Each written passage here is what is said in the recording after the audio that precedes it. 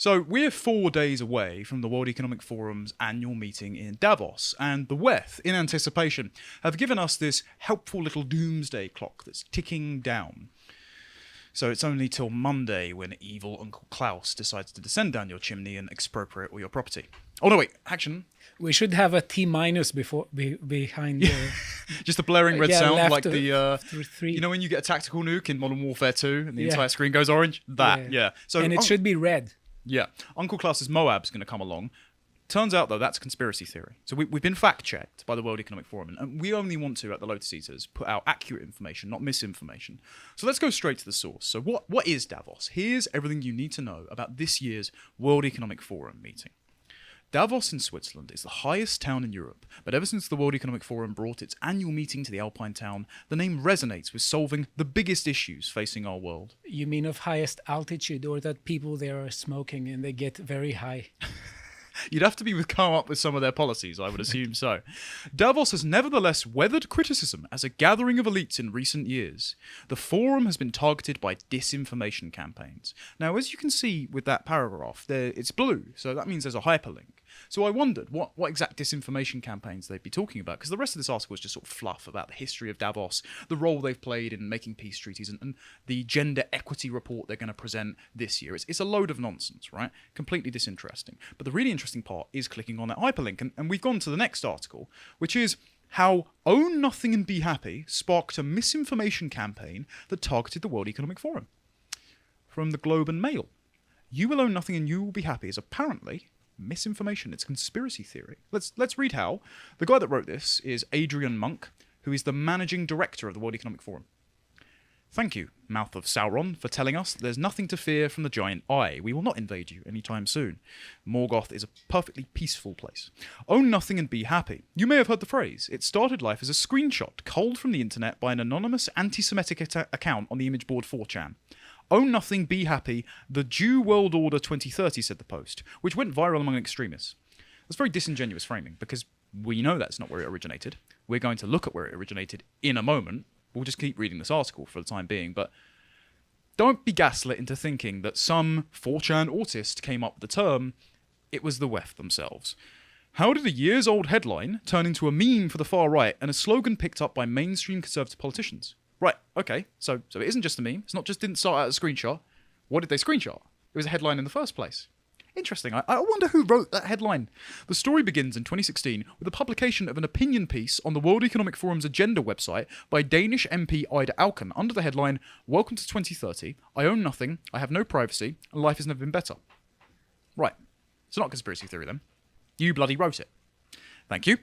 It was part of an essay series intended to spark debate, which it certainly did, about socio-economic developments. Fast forward 4 years to 2020. The world looked very different. A pandemic was raging, and the World Economic Forum launched the Great Reset. Again, another conspiracy theory, I'm sure. Promoting the idea of, quote, building back better. That reminds me of a slogan, a political one. Yeah, who's that used by? I think it was exclusively used by Joe Biden. Or was it Boris Johnson? Or it might have been Justin Trudeau? Or Jacinda Ardern? Or the Prime Minister of Denmark? Or the EU? Oh, I'm just sure it's a conspiracy theory to suggest they all got it from the same place. So that economies could emerge greener and fairer out of the pandemic. Code word, poorer and more communist. The pandemic magnified many social ills. The mistrust in government and leaders that had been building before the health crisis played into the hands of both fringe groups and state-sponsored actors looking to undermine and weaken rivals. Both came together on the anonymous dark web in places such as 4chan's politically incorrect image board. The board, which is completely unmoderated, and was also used by operators of a Russian propaganda campaign. Totally just without sources there, okay? For who? In who? Are we still accusing the Russian propaganda campaign that got Trump into the White House, that was funded, the Steele dossier, funded by the Clinton campaign, and turned up absolutely nothing? Are we still pushing that narrative? They're victimizing themselves. They're just saying, well, listen, this all this criticism originated in bad circles, but actually they did it.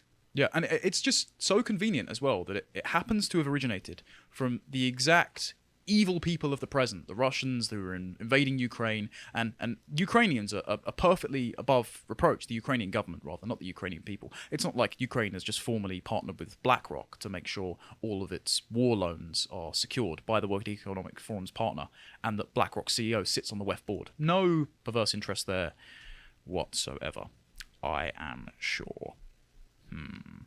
Okay, anyway. The intent was apparently to spread disinformation in a bid to stir far-right outrage about COVID-19 and perpetuate domestic extremism. The means was often via chatbots that would push far-right conspiracy theories to communities on boards such as 4chan. Recent analysis explains how this context brought extremists together using rhetoric that trivialized National Socialism and the Holocaust. Just to say, I am an Englishman, not a fan of German racial socialism, not a fan of killing people. Shock. So you can be moderate and sensible and still critique another German socialist with Klaus Schwab. The same far-right, Holocaust-denying cohort latched onto the Great Reset, claiming that the Forum was part of a group that, quote, orchestrated the pandemic to take control of the global economy. As we are on YouTube, we must disavow. We shall. Of course. A number of threads appeared in this vein. One such 4chan thread linked to the pandemic and the alleged nefarious control the Forum exercises over the global economy with the idea that you will own nothing and you will be happy. It went truly viral, as opposed to fictionally viral, capturing the warped imagination of conspiracy and fringe groups. If you just repeat it, it's true, apparently. You know, it's just keep telling us and we'll eventually get it, I'm sure. One neo-Nazi and white supremacist website claimed the Great Reset was, quote, a response to the coronavirus faked crisis. Again, we disavow, and would usher in, quote, global communism, I wonder where they got that idea, to ensure, quote, no one will be able to own anything. Even though Reuters Fact Check, who were partnered with the World Economic Forum and Pfizer to get factual information about the vaccines, of course, brilliant, safe and effective, concluded in February 2021 that the World Economic Forum does not have a stated goal to have people own nothing and be happy in 2030. Despite that, the trolling continues. Now, very clever little fact check there. The World Economic Forum doesn't have a goal for people to own nothing and be happy. Did they say it was a goal or did they say that was a prediction? They phrased it in terms of a prediction. Yeah, so we've been fact checked. It's misinformation to say they really, really want it, even though they believe it's going to come true, and they advise people on policy, and they say how to get there step by step with algorithms and services replacing goods. But it's just a conspiracy theory to say that they want it. Okay, all right, we're on board. Users on Twitter and Facebook, for instance, have spread doctored content to promote the falsehood that, through the Great Reset, the Forum is advancing pernicious depopulation efforts. These include racist conspiracy theories that claim that white people are the primary target for depopulation. I mean, that's not a conspiracy. I think when we're on your YouTube, we have to disavow that. Okay. Definitely disavow it. Bad faith actors have also targeted the Forum's coverage of the circular economy, economic systems that aim to eliminate waste by reusing more raw materials rather than disposing of them. You are the raw material they wish to recycle, decrying it as a top-down agenda coming from, quote, unelected globalists looking to reshape the world in their image. Okay, are any of you appointed? No? Do you have a global scope? It's kind of implied in the word world, isn't it? You're not the National Economic Forum or the Community Economic Forum. All right, these are just some examples among many. So it's all misinformation, according to this. As far back as 2013, the World Economic Forum's annual Global Risks Report flagged misinformation as a concern, warning then it could spark, quote, digital wildfires in our hyper-connected world. Today, that warning has largely been borne out. Misinformation is a serious challenge for regulators, a minefield for individuals who seek facts, and a barrier to governments and organisations wanting to disseminate important information. So they're saying, back in 2013, we coined the term misinformation. We told governments this is going to be a problem. Years down the line, every government is regulating it and using the phrase misinformation. And it's a threat to governments because if you say things they don't like, they can't control the narrative. Exactly. Criticism has become, let's say, a problem now. And they are trying to, on the one hand, portray it as undemocratic. They want to portray themselves as democratic countries, but on the other hand, everyone who criticizes them is portrayed as a bad person. A threat to democracy. A threat to society and Where have we democracy. heard that language before? Maybe from the mouth of someone that also said Build Back Better. No, conspiracy theory, I'm sure. It also highlights how misinformation derails free speech. Are you having a laugh? Really? At the request of Ms. Alkan, the Forum removed all media around her piece because of the online abuse and threats she had faced. Action to prevent lies being accepted as truth can help avoid similar situations and promote genuine free speech. allowing us all to freely exchange ideas and opinions. So now that we know that you will own nothing and you'll be happy as a conspiracy theorist, it no longer exists, let's go and check the original source show. Oh, right. Okay. World Economic Forum contributor, still up on Forbes, by Ida Alcom. Welcome to 2030. I own nothing, have no privacy, life has never been better. In which she says that you don't own anything. Your living room will be rented out for business meetings when you're not there. You will only shop for the fun of it, but the algorithms already know everything that you want. It's drone delivered to you. If you want to cook, they'll deliver the utensils and then pick them up at the end of the day. So you don't even get to keep a whisk, and there's no cars anymore. And there are people we lost along the way to get here. Sometimes I think about them, but it was necessary. Yeah, she has this picture of AI as being implemented in society and as human beings as being just mere recipients of products, and that everything is run by machines. So well, it's just the dream of a parasite. Yeah, it's the dream of a parasite. Let's just everyone else or other people and other machines do the work for me. I won't have to embrace any hard work ethic. Yeah, I will just be a mere recipient of goods. But interestingly, I read the article, and she said at some point that sometimes I like choosing, but in other times I don't particularly like it. And the algorithm knows me better than I do know myself. Yeah, so we've outsourced all of our decision-making capabilities to the computers that someone else has created, which could be founded off of all sorts of garbage data packaged in, as Josh and I went over when we were talking about Biden's AI Bill of Rights, where they implemented the executive order he signed on day one to achieve racial equity into the AI. So it's going to be biased against something they call malinformation, which is factual information shared without an appropriate context, without the fact checkers say so. So God forbid we talk about crime statistics, for example, because the AI is not very tolerant then. So we just eliminate it, we take it out, and I'm sure that won't have any problems when the algorithm determines everything in society on our behalf. So they said that, and then they doubled down, in fact, because we go here. Oh, yeah. John's going to get his notification out of the way, it's too popular.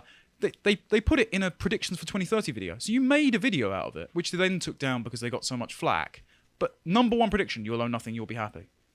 Okay, so it's not just a conspiracy theory. So let's move on. Where would people get the idea that you wanted a top-down socialist controlled economy or global communism? Oh, it might be this with the Oxford academics, whose name has slipped my mind, doughnut economic model. And it says this could help end inequality. If you scroll down, John, you'll just see the ring of the donut, the diagram that they have. So in the center is the shortfall, all the things that we're wasting. On the outside are all the things we can't control. And what they want to do is, by having all of those 17 sustainable development goals that the UN set for the deadline of 2030, not like every government has a 2030 deadline at the moment, just a conspiracy theory, of course. What they want to do is they want to shrink that shortfall, the hole in the middle of the donut, until it's a fixed pie to be equitably divided up. Because they actually say social equity in there. So you want a fixed pie to divide them over unequally. So who does the cutting and who does the handing out? It's top down. Right. Yeah, I think that this is a very complex phenomenon, and there are many causes about this. But I think one of the causes in Western society, especially in cultural-wise, is the influence of John Rawls. John Rawls presented himself as a liberal, but he was actively arguing against the welfare state version of capitalism. So he wasn't arguing for the welfare state. He was arguing against it because he thought that it wasn't redistributive enough. So he had this idea that we constantly need to do everything for the sake of those who are least well off. And the weird thing, and which shows his influence in the matter, is that he said that the two best systems are property-owning democracy, which he didn't specify enough, on the one hand, and liberal socialism on the other, which is a form of market socialism. Which is an oxymoron in and of itself.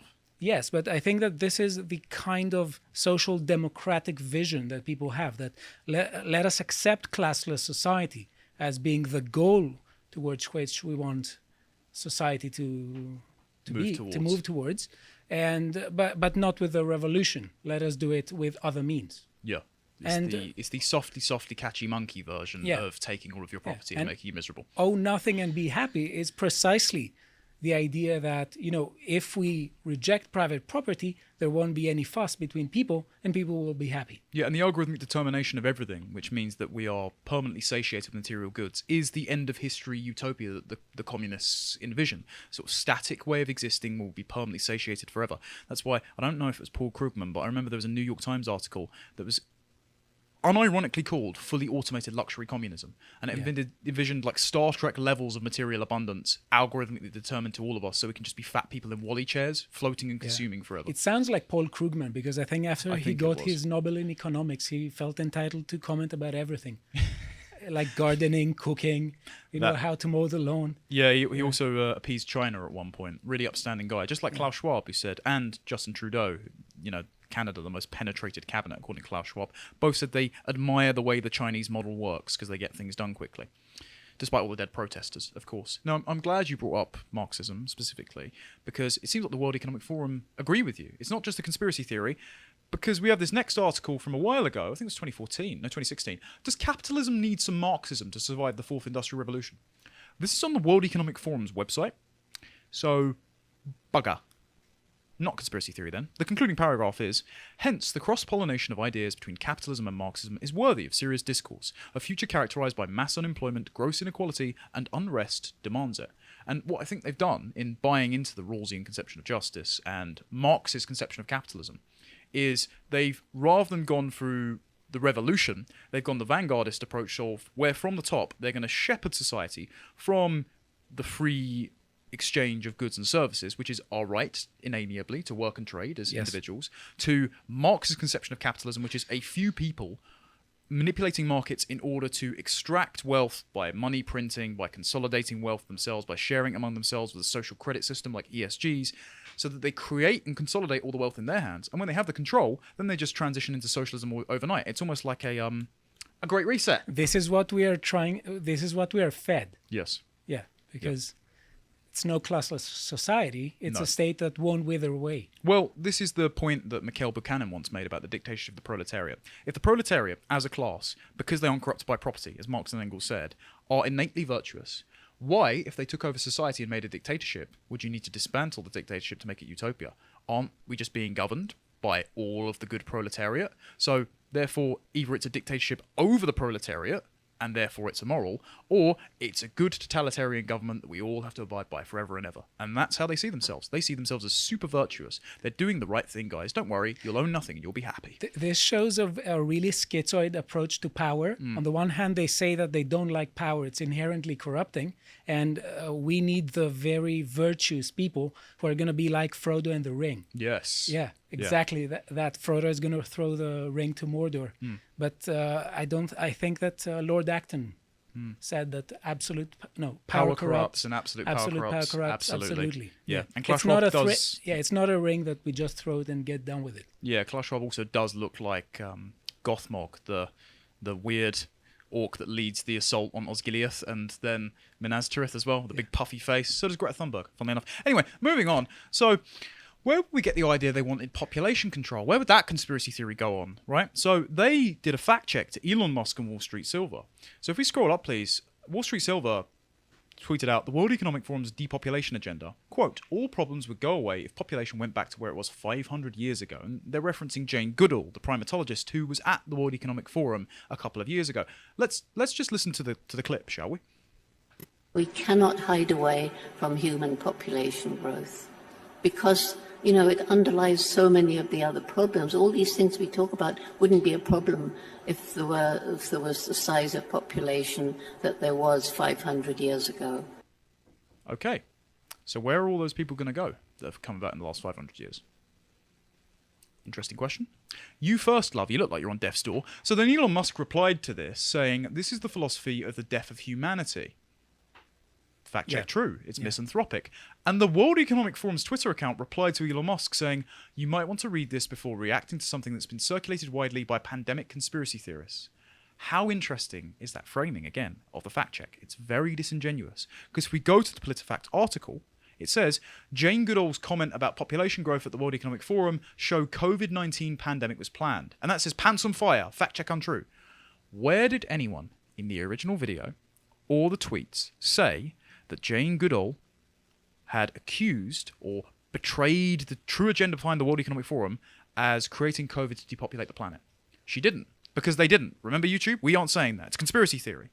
But she did say she wanted less people. So they're jumping in with a disingenuous fact check, like in the original article, to stigmatize you with the worst kind of straw man so they can dismantle you. But what she actually said was she wanted less people on the planet. So they're trying to gaslight you into thinking they don't have dark designs for you. So where is all this going? Let's wrap this up, shall we? So if you want to go and take a look at what ESGs do, their social credit system for scoring businesses, and their consumers for icing you out, if you want to look at what BlackRock's up to, if you want to look at how our entire economy is founded on debt, ideological promises, and pointless jobs in HR that make childless millennials feel happy, you can watch this free video on the website that came out yesterday, which is our Wile Coyote economy.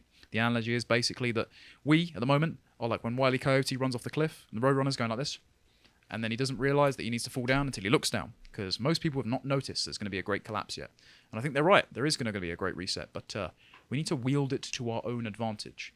And part of this, as we said before, is the ability to have everything equitable, everything divisible, everything renewable. And there's the ideology obsessed with extricating human activity from the planet in order to maximally consume but have minimal resource expenditure. So you don't feel guilty, you don't have this guilt complex about damaging the planet, but you can satiate all the urges you want, completely material, void of responsibilities and transcendence and things like that.